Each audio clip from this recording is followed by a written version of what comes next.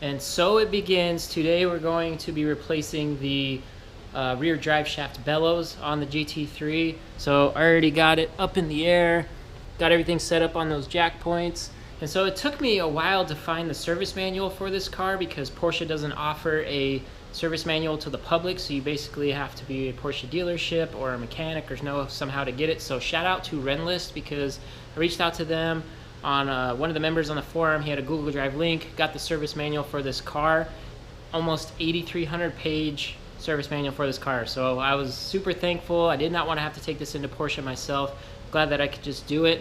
And so today we're going to be replacing the rear drive shaft bellows, which is basically the CV axle boot. So because of this, I had to get which I was going to need anyway, Precision Instruments torque wrench.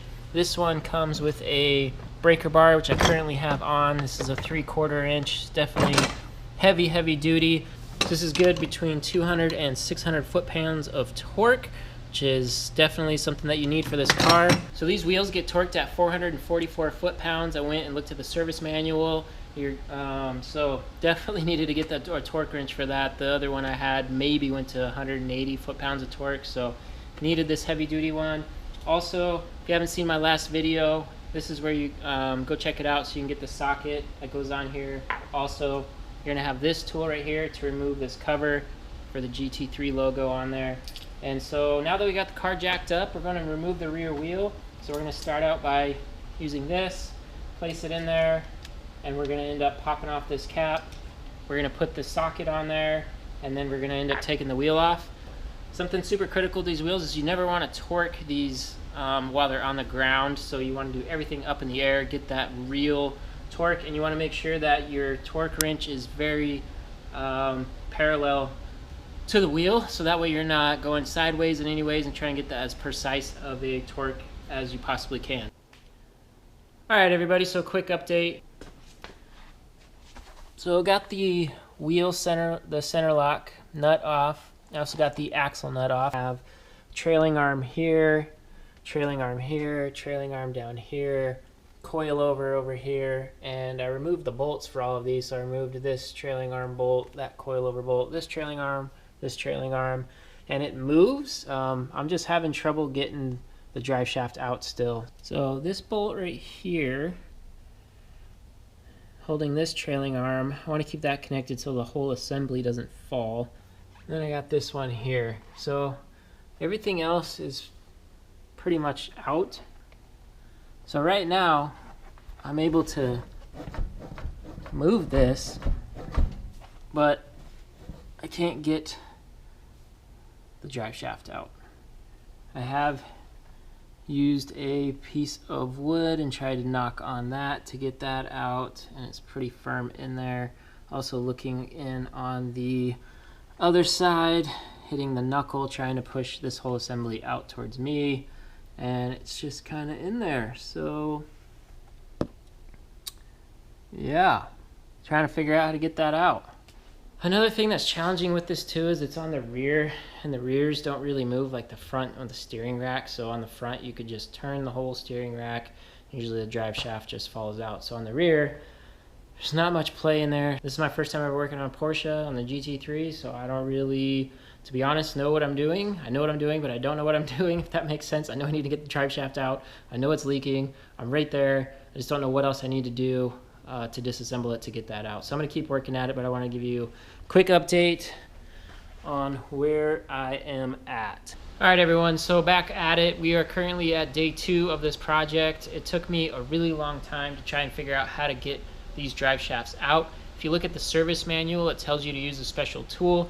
That special tool was like $1,100 from Porsche. So obviously that's ridiculous. I felt like I could do this without getting that special tool. So had like a piece of wood on the end of here trying to hit that drive shaft out. So long story short, I spent a couple hours just trying to finagle it. I even took off the other side to see if it was as hard or if it was like rusted or anything, but everything's good. So I ended up getting help from this. So let me show you guys how to take this off. So first off, you're going to want to remove this bolt right here for that trailing arm. You're going to want to remove the bolt that goes down here for this trailing arm. You're going to want to remove the bolt that goes into the coilover. You're also going to want to remove the nut that goes on the end of this electronic steering. So you're going to want to remove all that stuff so that way you can easily move the rotor out of the way. I ended up taking this bolt out originally, but I ended up putting it back in so that way I could just tilt everything forward this way, and that way it'll slide the drive shaft out. Also, so I ended up taking out those 6 bolts right there going into the diff for the drive shaft before I removed the drive shaft, just to give a little more leverage on some play right here, so pulling this out. So I did get the Porsche service manual. It was really hard to get. I did get it off of Renlist. They had like a Google Drive link. So, but following the service manual, it basically only has you take off the stabilizer in-link bolt. You can see it kind of down there. I just moved the in-link out of the stabilizer link, or whatever you want to call it, out of the way. So that's all that Porsche had you do, is just remove all of this stuff, remove the axle nut out of here, which is pretty hard to do. It's 340 foot-pounds, and so got that taken off. Once you remove that in-link, remove the in-link, and then they want you to use that special tool which threads inside the hub here, so then that way it'll be like a pulley setup and you can push the drive shaft out. So without spending $1,100 on that tool, let me show you guys what we did. So first off, shout out to George. I'll put his Instagram right here so you guys can check him out. I had to call him to get his wealth of knowledge in on this, and he ended up reaching out to Sean Murtha, who owns Murtha Motorsports. I also put his Instagram over here, and he works on these cars all the time. And so he said the only way to get these drive shafts out is either use that special tool or use an air hammer. So this is an air hammer, obviously just hooks up to air. You want an end on it that is dull, and so what we did is we took the end of this, and there's a groove on the end of the drive shaft right here where normally that pulley tool would push into, and so we just put the end of the air hammer onto the end of this and drilled it out. And so to help with that too, we put the axle nut back on, just kind of threaded it a few threads just to make sure that it was guided correctly, and if it did happen to jump off, it wasn't going to go and damage all those threads or anything. So I don't recommend doing it the way we did. Yes, it does work. If you want to spend money on the tool, or if you know somebody that has the tool that you can borrow it, I do recommend that way. But guys, $1,100, we already had the tools right here. It is not as simple as most cars of just hitting it with a hammer, a piece of block of wood, and just knocking it out. It is challenging to get this out. I thought there was something that I was doing wrong. I'm like, this should be easy. Is it seized in there, or what's going on? So it is just the way that these are. They're really difficult to get out. So now that we got these out, you can see where it was leaking from right in here. We also have a bunch of grease caked up over here, which is all just coming from in here. And so I have these replacement boots. It comes with the clip, and it comes with this whole piece up until here. So I'm going to end up taking all of that out, and then I also have grease to put it back in. Same thing on this one. It's not as bad, but at the same time you could kind of see right here there's a couple of cracks in there, so I wanted to get a new boot for this side too. So we're going to disassemble this whole thing today. But realistically, I know that working on these cars can be intimidating, but it's a really, really easy job. You just have 4 bolts right here. You have the 2 trailing arms, you have the electronic steering nut, and you have the coilover, and then you have the 6 bolts that connect to the diff, air hammer it out. So all in all, it's a very simple thing to do. Just take your time with it, obviously, and go from there. So let's go ahead, get into taking these apart. All right, so the first thing we're going to do is locate the drive shaft. So these are your bellows. So we're going to locate the drive shaft bellows marking position. So the outer clip is the one that's leaking, and you can't tighten these. There's no option. You can tighten the smaller side if you want. Don't remove this side first towards the wheel. You want to remove the transmission side first, or the diff side, whatever you want to call it. So it does work in our favor for what I'm doing, because I'm just going to remove this. I don't got to worry about removing this and then removing this too. So that's one thing that's nice. But what you're going to want to do is you're going to see right here is your marking position. You're going to want to mark that. You're also going to want to make sure, okay, it's currently tightened down to the 3rd one, so I want to remember that. So I'm going to go ahead and mark each drive shaft real quick. Got the clip removed. All you do is just stick like a screwdriver or something under this and pop it. So this is super messy, obviously, but got the cover off. This is what it looks like. There's a circlip in here right around the middle of the shaft that I'm going to have to use the pliers and get out. Obviously, I have to clean all this out. And then I got this part also of the back. We're going to take this out, slide it more towards the middle of the shaft, and then we're going to end up taking all this out, cleaning it, making sure everything looks great, and then we'll put the new boots on. Okay, so I got the clip out. It was just, again, on the end of here. Super simple. Just use one of these tools. Obviously, grip right here, pull it, expands it, comes right off. So now what we're going to be doing is taking, I think it's called velocity something. Velocity something. We're going to take this off, and then the bearings and stuff are going to come out. 2 bearings already did come out, so just make sure you're careful. Bearings are going to fall out everywhere, but we're going to go ahead and take this off.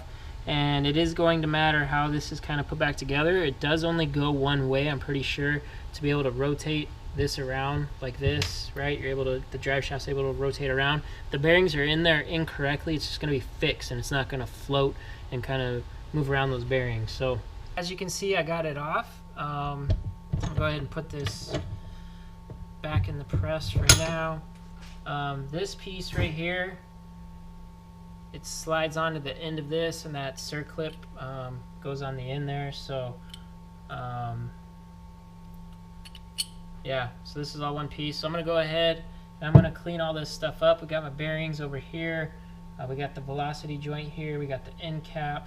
We got the ball bearing piece. I'm going to go ahead and just clean everything, and then we'll go ahead and start assembling everything back together. Alright, so just got everything cleaned up. I'll go ahead and show you. So what you really want to look for is wear. There is a little bit of wear on here, but you really want to feel for any grooves or anything like that that's on here that could potentially lead to chunks of metal or something like that that will let you know that you need to replace. Same thing here, you want to inspect all those. You want to inspect your bearings, and so these are all your moving parts here, circlip and the cover. You know, it's kind of whatever, but here you really want to make sure that you're checking those out and they're good. So I got the chance. There is wear. Car has 52,000 miles on it, so there is going to be quite a bit of wear on here. There is no like chunks of metal or anything like that taken out, so I'm not concerned at all from there.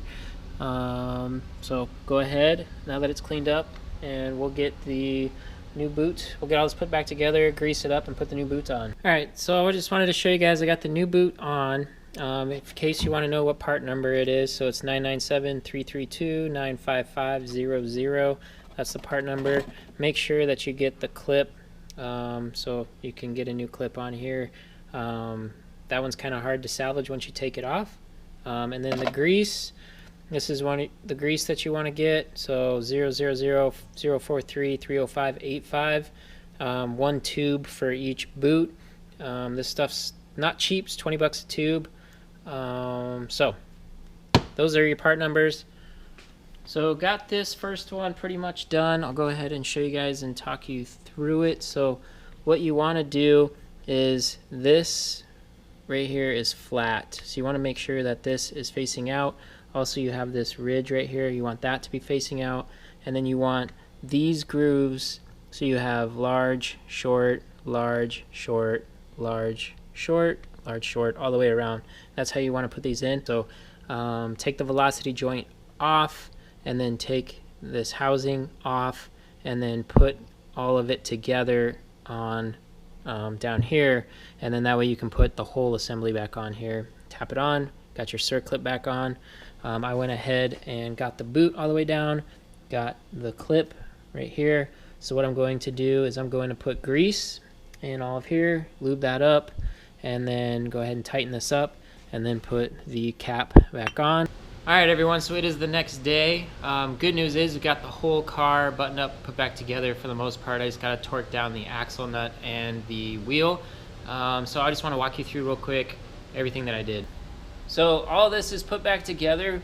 I kept the bottom bolted in, and then was able to leverage the top to get the drive shaft in and out. Let me show you guys the torque specs on this, and then we can go from there. Okay, so these torque specs are directly from the manual. So the axle to the transmission right there, those torque specs, you want to come in at 66. You could do 3 iterations of tightening torque, but you want to go in a star pattern to get that. The stabilizer link, we had to undo that. That's 30 foot-pounds plus 30 degrees. I said page 7458 in the service manual for the trailing arms. That's because there was quite a bit in there. So they're all pretty much 67 foot-pounds and then 90 degrees. You have the coilover or the spring to the wheels, 81.5. The axle nut, which we're getting ready to do, is 340. And then the wheels, 444, off 90, back to 444. I hope that those torque specs help you guys out if this is your first time doing this. It took a little longer than expected just because it's my first time even working on this car at all. So had to get some right tools and stuff. So this right here is my brand new torque wrench. It's Precision Instruments, goes up to I think 600 foot-pounds, starts at 200. So definitely need this to get the wheels on and off, number one, and then tighten that axle nut so this thing's beefcake. So I had to get this 3/4 inch to a half adapter, and then the axle nut is just a 32 millimeter socket. From Porsche, it does say a special tool, but it's just a 32 millimeter to get that axle nut off. So one thing you want to consider though when you're using an adapter on a torque wrench is the torque. You want to go less in the foot-pounds. So there's a formula for that. Let me show you that real quick. First thing you want to do is you want to measure from the center of the torque wrench down to the center of the handle where you're going to be placing grip on. This one has a line on it, so I went from there to there. So from here to here, it's 44 inches. You also want to measure how long this adapter is right here, and it's 2 inches. So let me show you the formula. So as I mentioned, the torque wrench to the center is 44 inches, and then we want to torque the axle nut at 340 foot-pounds. So you multiply those two together, that gives you 14,960. What you then want to do is take the 44 of the torque wrench with the 2 of the adapter, that gives you 46 total. So then you want to take the 14,960 divided by the 46, and that tells you what your setting should be on the torque wrench in order to achieve that 340 foot-pounds. So we're going to set this to 325, and that'll give us our 340 foot-pound torque. Alright, so let's go ahead and torque this side. Got the ridiculously massive torque wrench set at 325, so let's go ahead and get this torqued.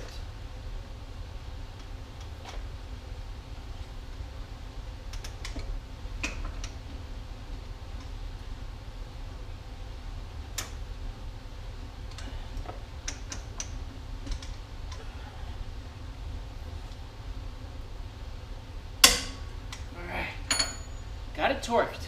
That's all done. We'll go ahead, get the center locks in, and then put the wheels on. Should be good to go. These things are girthy. How wide these things are. It's awesome.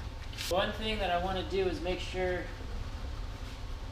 that I don't hit the carbon ceramic rotor with these, because actually Porsche makes a tool that slides over inside the hub to kind of protect when you put the wheel on. So I'm just going to be super careful when I go ahead and put this on that I don't nick the carbon ceramic rotor.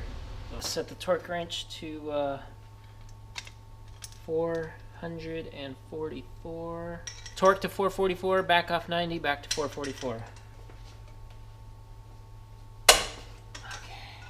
Breaker bar's on. Let's go ahead and back this off 90.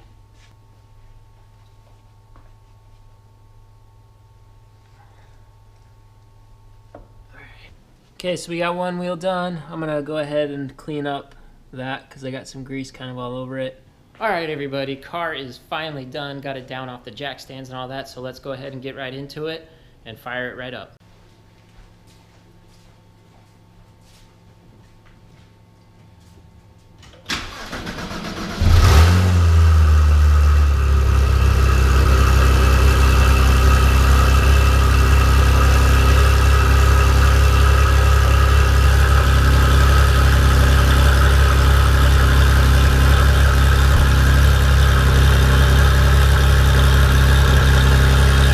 Alright, so got the car home. Everything went absolutely awesome on it. No issues whatsoever. So glad I got that done. Did take me a couple days to do it, but I was just taking my time and all that. Still saved a ton of money from taking it into the dealer. Only had $220 in parts. I did have a couple of $100 in tools. I had the torque wrench, that was like $500, and then I spent like $100 on some special like 32 millimeter sockets and that kind of thing. Super pumped. No issues with this car now. Everything's good to go. And now it's just going to be maintenance, and hopefully, so there will be an exhaust soon and hopefully a roll cage. So yeah, stay tuned on that. So please make sure, give it a like. Also, subscribe. Check out the other videos just like that. Shane shows out. Peace.